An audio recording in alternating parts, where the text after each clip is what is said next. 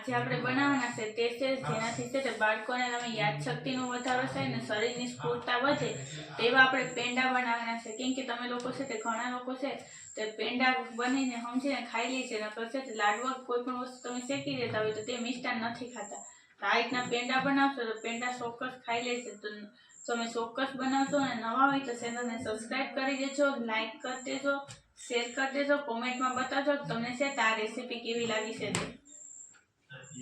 આજે આપણે છે તે ઘઉંના ઝીણા લોટમાંથી આપણે પેંડા બનાવવાના છે. તો તેના માટે થઈને આપણે 1 કપ જેટલો આપણે ઘઉંનો લોટ લીધો છે ઝીણો. તો તેને આપણે છે તે નાખી દેશું કડાઈમાં. તેને આપણે પહેલાં તો આપણે શેકી નાખશું. તો તેને આપણે ગેસને હાંકવાનો છે. તો તેને આ રીતના આપણે શેકી લઈએ. આપણે છે તો ઓછામાં ઓછા આપણે તેને શેકાતા છે તે 5 મિનિટ જેવું થશે કે આપણો લોટ શેકાઈ જશે.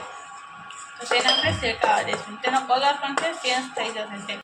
તો હવે છે લોટ શેકાઈ ગયો એટલે હવે તેની અંદર આપણે છે તે ખાંડ નાખવાની છે. તો જેટલું આપણે છે તે લોટ લીધો છે ઘઉંનો તેટલી જ આપણે છે તે ખાંડ નાખવાની છે. તેનાથી અડધી નાખીએ તો પણ ચાલે. તો તમે જે પ્રમાણે મિષ્ટાન ખાતા હોય તે પ્રમાણે ખાંડ નાખી શકો છો. તો આ રીતના આપણે તેની અંદર ખાંડ નાખી દેવાની છે. તો આપણે છે તે જેટલું આપણે છે તે લોટ લીધો હતો એટલા જ પ્રમાણમાં આપણે છે તે ખાંડ નાખવાની હતી. તો આ જ વાટકી ભરીને આપણે છે તે ખાંડ નાખવાની, વધારે નથી નાખવાની. તો હવે તેને સરસ મજાનું મિક્સ કરી દઈશું અને તેને પણ આપણે શેકાવા દઈશું. કેમ કે આપણે ખાંડ આખી નથી તે ખાંડને આપણે નહીં શેકાવા દેવું પડે, થોડીક વાર જ શેકાવા દેવાનું છે. પછી તેની અંદર આપણે આગળની પ્રોસેસ કરવાની છે. તો હવે છે તેને આપણે આ રીતના આપણે સરસ મજાનું મિક્સ કરી દીધું છે. ખાંડને નાખવાનું છે તે છે તે આપણે નાખી દઈશું. તો તેની અંદર નાખવા માટે થઈને અહીં આપણે છે તે આ મલાઈ લીધી છે. કેમ કે આ આપણે મધી નાખી દઈશું એક સાથે. તે પણ આપણે જેટલું આપણે છે તે લોટ લીધો હતો તેટલી જ આપણે તે મલાઈ પણ નાખવાની છે. હવે તે મલાઈ નાખીને તેની જ સાથે આપણે છે તે મિક્સ કરી છે તે જે આપણે છે તે કલર આવે છે લાડવાનો કલર, તો તેને પણ નાખીને સરસ મજાનું આપણે આ રીતે મિક્સ કરી લઈશું. હવે તેને આપણે છે તે લોટ સાથે એક સરખું મિક્સ થઈ જશે એટલે કલર પણ તેનો આવી જશે, જે પેંડાનો કલર આવે છે તેવો કલર. તો તેને આપણે છે સરસ મજાનું આપણે મિક્સ કરી લઈશું. તો હવે છે તો આપણે સરસ મજાનું છે તે એક સરખું જે માવો હોય છે કે જે પેંડાનો માવા જેવું, તો હવે તેને આપણે છે તે નીચે ઉતારી લઈશું. કેમ કે હવે સરસ મજાનું પાકી ગયું. તો આપણે ગેસને ઓફ કરીને આપણે તેને નીચે ઉતારી લઈએ. છે થોડું થોડું છે તો આ રીતના આપણે છે નાની સાઈઝનો આપણે લુવો લઈ ને તેને આ રીતના કરીને આપણે પેંડા વારી લઈશું. ગરમ છે ત્યારે જ તેના પેંડા વારી લેવાના. તો આ રીતના આપણે સરખું કરીને હવે તેનો આપણે લુવો બનાવી લઈશું.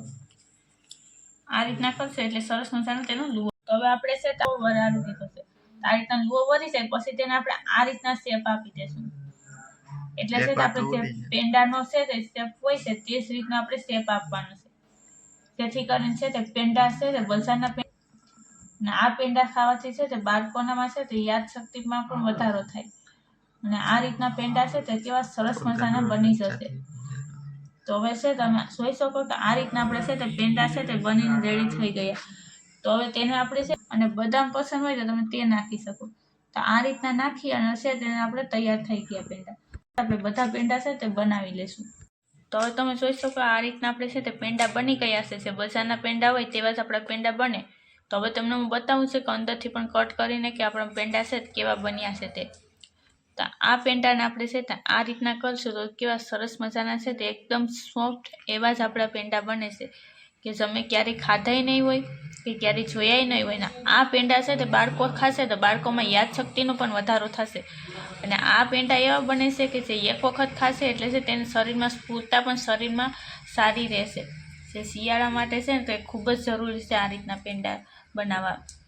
તો તમે ચોક્કસ બનાવજો અને નવા હોય તો ચેનલને સબસ્ક્રાઈબ કરી દેજો, લાઇક કરી દેજો, શેર કરી દેજો, કોમેન્ટમાં તો જરૂરથી બતાવો તમે આ રીતના પેંડા ક્યારેય બનાવ્યા છે કે નહીં તે.